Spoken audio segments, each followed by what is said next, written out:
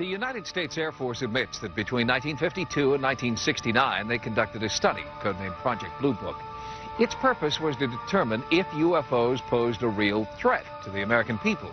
Project Blue Book concluded they did not, and since 1969, the Pentagon has denied participating in any other UFO study. But ufologists believe this is a lie. They point to evidence of a monumental conspiracy designed to hide what the government knows and when it knew it. Our government has flat out lied to us for 40 years or more. They've threatened people and intimidated people. They've spied on UFO groups, infiltrated UFO groups, spied on researchers, compiled dossiers. Their response is bordered on paranoia. In 1988, reporter George Knapp of Las Vegas CBS television station KLAS began investigating the U.S. government's involvement with UFOs. He says he's found evidence proving a massive cover-up that began in 1947 and continues to this day.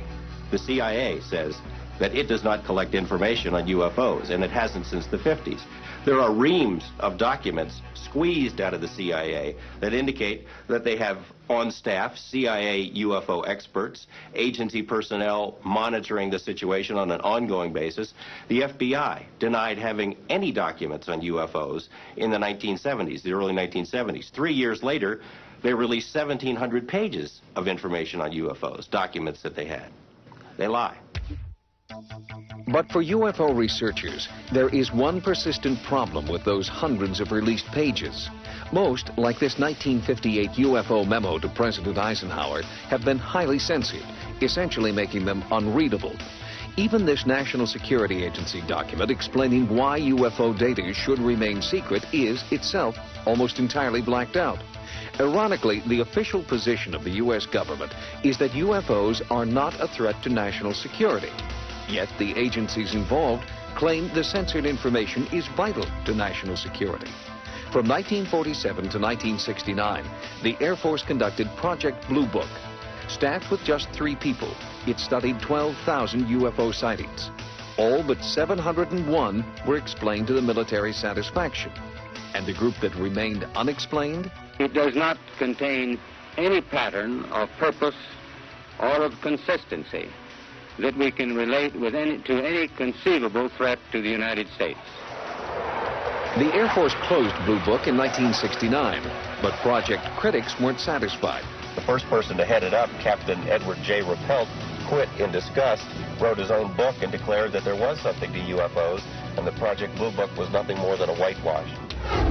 Other government officials, including a senator and 2 former presidents, have tried unsuccessfully to shed some light on the UFO phenomenon. Arizona Senator Barry Goldwater, President Gerald Ford, and President Jimmy Carter, who actually saw a UFO himself and filed a formal report, have all sought to have top-secret UFO information released to the public. All requests for that information were denied. Cover-up allegations aren't limited to the United States government either. Author Timothy Good claims that governments around the world are keeping UFO information top secret. And in his book, Above Top Secret, he claims only an elite few have access to that information. Because so little of the research is made known to top ministers. One country is bucking that trend. Belgium has acknowledged tracking unidentified, seemingly intelligently controlled craft in its airspace. Radar tapes released by the Air Force show an object jumping from 200 meters to 2,000 meters in 1 second, a distance of just over a mile. The Belgian Air Force has even put aside a plane to search for the objects. But the attitude of the United States remains very different. UFO experts claim our government is conducting top-secret research into UFOs in the middle of the Nevada desert. South of a dry lake bed known as Area 51 is a place known as S4, allegedly home to a super-secret government research facility. In the course of our investigation, we found a scientist who says he used to work there. Robert Lazar was shocked when he first discovered what it was he would be working on. I got out of the bus. I was told to walk directly through the hangar, and immediately, even before entering the hangar, you can see the edge of a disc. This is your classic flying saucer, 2 inverted pie plates, if you wish, with a segmented larger area dome on top.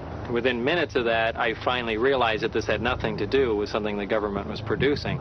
And that was quite shocking because everything inside was small. This is a full-size craft, 30, 35 feet in diameter, maybe 40. But you're looking at seats that are,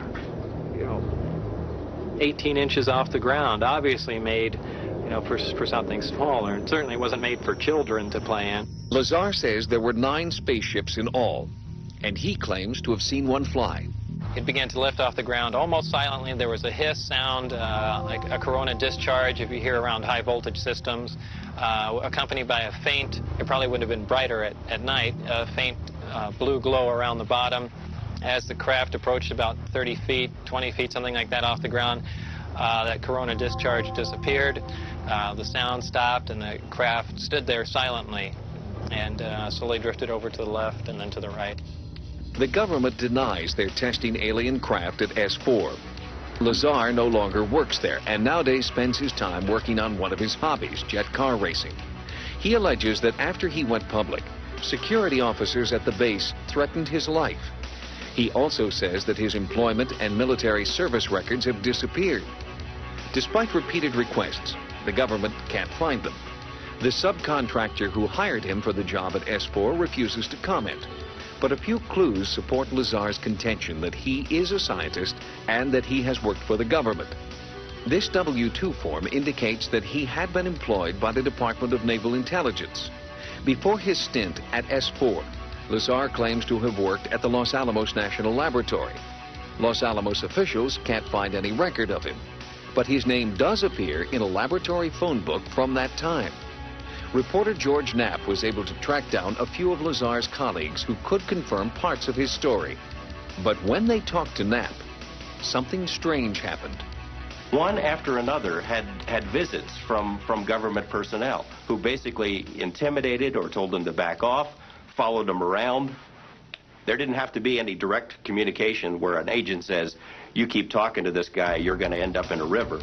The message was very clear. Since Lazar's story broke, Area 51 has become a hotbed for UFO sightings. You see that? It just zipped to the left. See it again? While our cameras were there, a bright light appeared in the night sky. Utterly silent, it seemed to float below the mountaintops. Analysis of our videotape proved inconclusive. Those who might know the answers aren't talking. I've been covering organized crime in Las Vegas for 10 years, dealing with mob hitmen and mob informants, people who have been in the witness protection program. The fear that is generated by this UFO subject for people who really know about it far outweighs the kind of fear that the mob inspires. I mean, people are more afraid of our government than they are of organized crime. I am exactly sure of what I saw. I know what mainstream science is like. I know where physics stands. I know all of that. And this is an extraterrestrial craft. This technology is hundreds and hundreds of years in advance of us, and that's the end of that story. The people we've heard from in this report believe that they have had close encounters of the first, second, third, even fourth kind. Skeptics charge